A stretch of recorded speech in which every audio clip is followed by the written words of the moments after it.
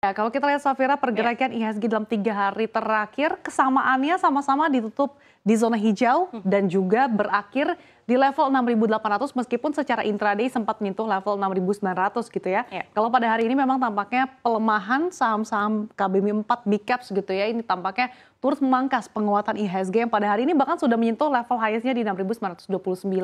Nah, tampaknya memang ada sejumlah sentimen ya yang menjadi perhatian pelaku pasar. Kalau untuk pekan ini apa saja sih sentimen yang diperhatikan pelaku pasar? Baik, terima kasih Sasa dan juga pemirsa. Kalau kita lihat memang pada pekan ini arah suku bunga acuan Bank Indonesia dan The Fed akan menjadi katalis penting bagi arah pergerakan IHSG. Suku bunga BI 7 Days Reverse Repo Rate ini diperkirakan akan kembali bertahan di level 5,75% demi menjaga stabilitas nilai tukar rupiah dan iklim investasi aset keuangan domestik. Kalau kita lihat suku bunga pada level 5,75% itu juga telah berjalan sejak Januari 2023.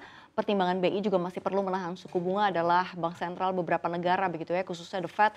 Ini masih belum benar-benar memberikan sinyal dovish. Padahal memang kalau kita lihat inflasi di sejumlah negara yang menunjukkan tren penurunan seperti di Amerika Serikat di level 3% dan Uni Eropa di 5,5%, ini juga turut mempengaruhi psikologis investor karena memang melihat terjaganya angka inflasi ini memberikan sinyal dovish dari bank sentral dan memberikan potensi pemulihan ekonomi. Namun di sisi lain memang pelaku pasar ini memproyeksikan FOMC The Fed di pekan ini akan menaikkan suku bunga sebesar 25 basis point menjadi 5,25% hingga 5,5% sesuai dengan isyarat The Fed pada beberapa pertemuan sebelumnya begitu ya. Kalau kita lihat juga rapat FOMC pada bulan ini memang sangat ditunggu-tunggu Sasa dan juga pemirsa karena akan menjadi seperti yang Anda katakan ini moment of the truth gitu ya atas ekspektasi pasar terhadap kebijakan The Fed. Tak hanya keputusan suku bunga yang ditunggu-tunggu tetapi publik juga pelaku pasar menanti pernyataan atau sinyal kebijakan The Fed setelah bulan ini. Ini pelaku pasar berekspektasi jika kenaikan suku bunga pada Juli akan menjadi yang terakhir pada tahun ini. Melihat memang inflasi Amerika Serikat sudah jauh melandai ke 3%. Tapi perlu diingat juga ya pemirsa, ini kalau kita lihat inflasi inti Amerika Serikat masih di area yang cukup tinggi ya, ini di 4,7%. Pastinya ini akan menjadi atau mempengaruhi begitu ya sikap atau stance dari The Fed sendiri pada bulan ini.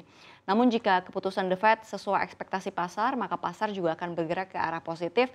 Sebab kalau bagi Indonesia sendiri, Salsa, ini pelonggaran kebijakan The Fed bisa berarti dua hal. Yang pertama masuknya dana asing serta harapan adanya peningkatan ekspor ke Amerika Serikat. Pasalnya kalau kita lihat kebijakan The Fed yang dovish ini diharapkan bisa mempercepat pertumbuhan ekonomi negara paman Sam sehingga permintaan barang dari Amerika Serikat juga akan semakin meningkat. Iya, dia akan cukup menentukan Ya. ya kemana arah pergerakan IHSG dan juga rupiah karena memang sebelumnya The Fed sudah mengisyaratkan ya kalau akan menaikkan suku bunga acuan dalam tempo yang mungkin akan lebih lambat. Namun di satu sisi kalau melihat begitu ya tren inflasi memang sudah menurun, tapi ternyata Ya. pasar tenaga kerja Amerika Serikat masih cukup panas nih sehingga tampaknya masih akan sulit bagi The Fed untuk mungkin memangkas suku bunga acuan gitu ya. Ya. Ini tentunya akan sangat ditentukan dan dengan sikap The Fed yang sudah hawkish ini tentu saja mempengaruhi kebijakan moneter dan juga pertumbuhan ekonomi.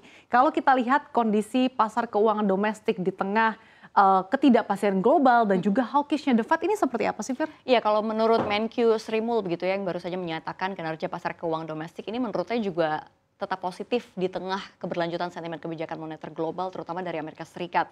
Jadi tren arus modal asing yang masuk ke dalam negeri hingga minggu ketiga bulan Juli ini masih dinilai positif diikuti oleh penurunan yield atau imbal hasil surat berharga negara domestik. Jadi arus modal asing ini 105,41 triliun yang masuk ke Indonesia year to date didominasi oleh pembelian SBN sebesar 86,18 triliun year to date. Nah, data ini menunjukkan bahwa Indonesia memang stabil dan memiliki atraksi di mata investor asing dari sisi surat berharga. Dan kalau kita lihat begitu ya dari hal tadi begitu Sasa, kita belum bisa tenang dulu sebab tadi juga Menteri Keuangan Sri Mulyani juga berbicara begitu ya soal keadaan atau mengatakan Indonesia ini mulai terkena dampak dari pelemahan ekonomi global. Hal ini langsung terlihat pada data ekspor pada Juni 2023 yang turun 21,2% secara year on year.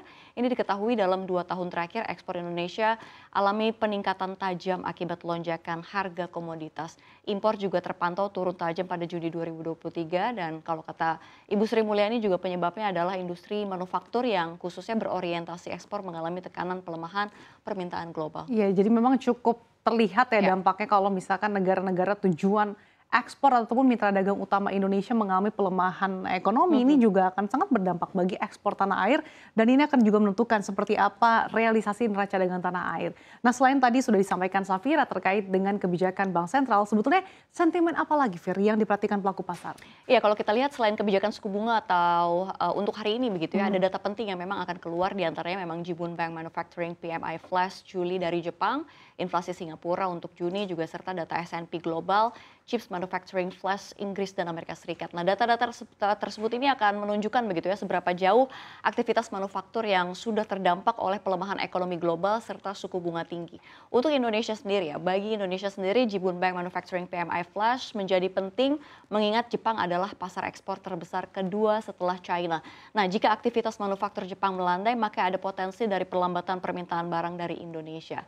Dan kalau kita lihat katalis lain begitu ya yang dapat mempengaruhi pergerakan IHSG ke depan adalah memang respon positif pelaku pasar jelang rilis laporan keuangan emiten di kuartal 2 2023 dan ada juga rebalancing dari indeks LQ45. Nah, menarik nih kalau menanti laporan keuangan emiten di kuartal 2. Kalau misalkan kita lihat gitu ya, primadonanya kan sebetulnya sebelum-sebelumnya saham-saham batu bara. Tapi karena kalau kita lihat harga batu bara global saja secara year to date sudah terkoreksi 60%, ini akan seperti apa dampaknya ya bagi kinerja keuangan emiten batu bara? Di satu sisi kalau kita lihat secara sektoral begitu ya, sektor energi utamanya yang didominasi oleh pergerakan saham-saham batu bara sebetulnya masih menjadi laggard bagi Bursa Efek Indonesia yang laggard sudah 16%. Nah, tapi dalam dalam sepekan terakhir, Fir, harga batu bara bahkan ini sudah menguat 6 hari beruntun, bahkan hampir menguat 6%.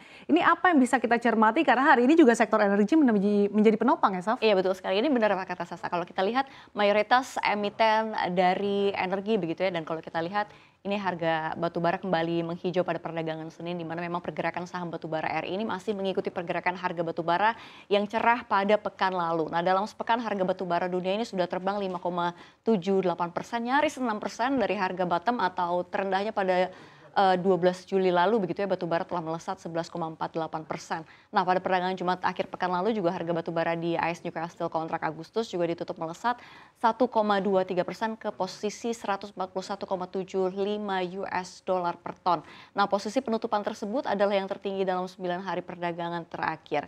China kalau kita lihat terpantau telah memiliki solusi ini dalam menghadapi permasalahan gelombang panas atau heat wave dengan stok batu baranya. Dan kalau kita lihat memang meski demikian penggunaan listrik meningkat hingga mencatatkan rekor seiring kebutuhan AC atau pendingin ruangan begitu ya yang semakin tinggi di China. Hal ini juga disinyalir menjadi faktor kenaikan harga batu bara dalam sepekan terakhir. Dan ini juga diikuti oleh emiten-emiten dalam negeri. Dan kalau kita lihat ada Bian, ada RO dan banyak juga nih yang memang PTBA dan masing-masing ini terapresiasi cukup signifikan di atas lebih. Nah, kalau kita lihat PTBA di atas 3%, 3,23%, Adaro di 2%.